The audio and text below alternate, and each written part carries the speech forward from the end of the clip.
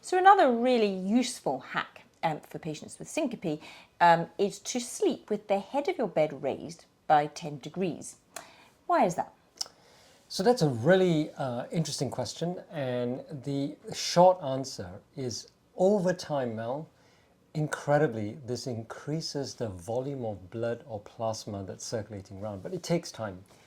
And I guess one of the most compelling ways that I can tell the story is to tell the story about some crazy Italian students who tried to replicate a NASA experiment when astronauts go into a zero gravity environment for 60 days and they orbit Earth without gravity. That means the bodies don't have to fight being upright. When they come back to Earth, there is documented evidence that their plasma volume contracts, which means they have less circulating volume than they did 60 days ago when they were down on Earth. So if you're not fighting gravity, i.e. standing up on Earth, then it means your blood volume contracts. So the opposite is clearly true, that if you are upright for more often, then your blood volume increases, and with a higher blood volume, we get a higher blood pressure.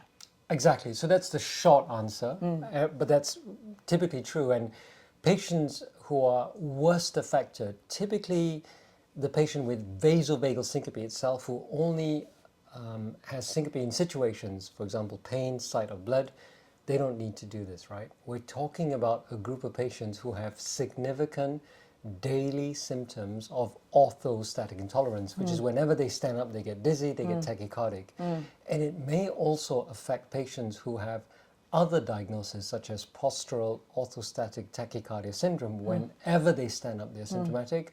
Or even some of our patients with long COVID and dysautonomia and orthostatic intolerance with dysautonomia in patients with COVID.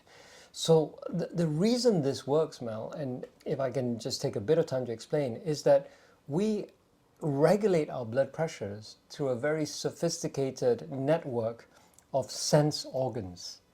And our brain, our carotid bodies, our heart, our vasculature, and in particular our kidneys, and importantly our kidneys also regulate blood pressure.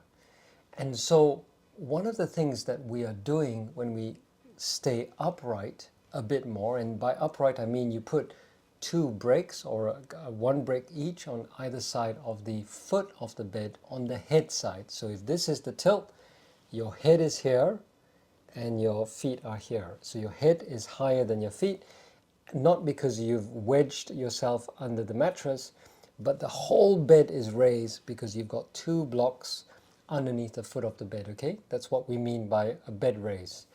And clearly, Mel, if you're raising too high and you're slipping off the bed, that's too much, unless you've got a footrest. Most people don't. So you raise as high as you can without slipping off the bed and without being uncomfortable with your sleeping.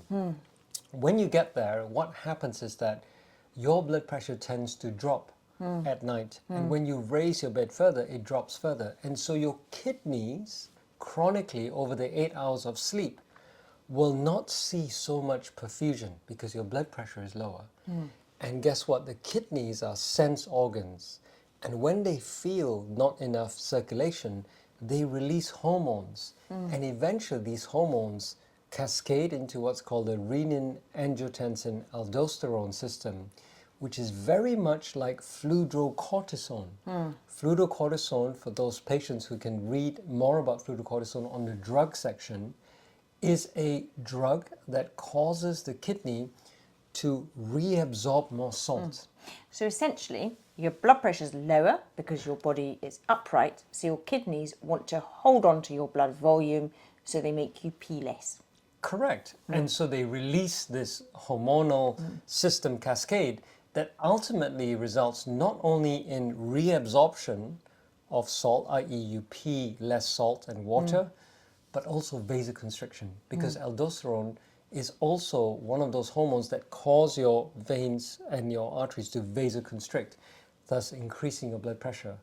So not only can it help you on an immediate basis of producing less urine overnight, so waking up with a higher blood volume in the morning, less likely to faint when you get out of bed, but also over time, days, weeks, months, it helps you change those hormonal kind of neurohumoral kind of systems in your body to change your process. So combined with everything else that we've learnt about, that's one other thing to help. And I guess the other point is to extend this to the patients who are highly symptomatic in the daytime. So if you're really flawed with a significant symptom of orthostatic intolerance and you find yourself being bedbound all the time, even in the daytime, then that is as if you're an astronaut in space because you're not fighting gravity. So at some point in the day, try and sit upright. At some point in the day, try and do maybe even a tilt training test, which is what some trials have shown in patients with severe syncope. You stand in front of a wall, maybe a feet away from the wall, feet shoulder width apart, and you just stand with your back against the wall so that if you feel unwell, you just slide down, and maybe have some cushions by the side. But just standing there for 3 minutes at a time, 5 minutes at a time, 10 minutes at a time, is allowing your body to train to be upright. And if you do need to lie down during the day, obviously don't lie completely flat, but sit, or whatever's possible to do.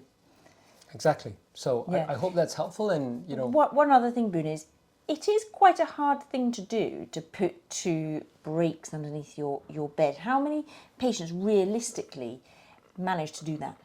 I think the patients who are motivated will find a way. And it's only when they have a divan that is really difficult.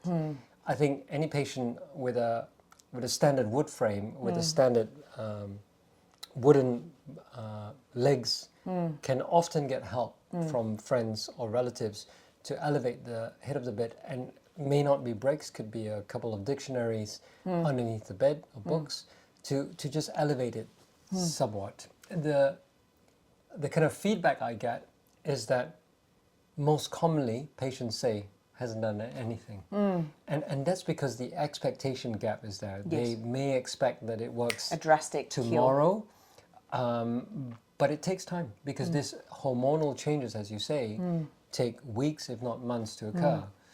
What some patients have said is that when you immediately lower the nocturnal pressure and you flush your kidneys less, you produce less urine. And so they wake up less to pee. And as a consequence, the more immediate effect is when you wake up less to pee, you wake up in the morning less dehydrated. So the early morning symptoms are a bit better. And another simple hack that if you do, some people with dysautonomia can drop their blood pressure after eating, and that can be really difficult. So people faint after a big dinner, but you can also hack that by having something to eat before you go to bed. So a big carbohydrate snack that would classically cause you to faint for the people to whom this applies. So have toast and jam or some biscuits. Expect that lower blood pressure, and it has the same effect. So you have a lower blood pressure over the course of the night, you produce less urine, and you have the same effect in the morning. Okay. Not sure about the jam, Mel, but I agree with the toast and butter. But the high carbohydrate, But the point to make is you're making a point about the patients who have what's called labile blood pressures. So the blood pressures may be low in the daytime, but when you lie flat, the dysregulation in your autonomic nervous system means that you have higher than expected blood pressures at night. And that's when this kind of pre-bedtime snack is really helpful. And it only really works if you do have a low blood pressure after eating. So not everyone, but you might as well hack it if you can. Sure. Good.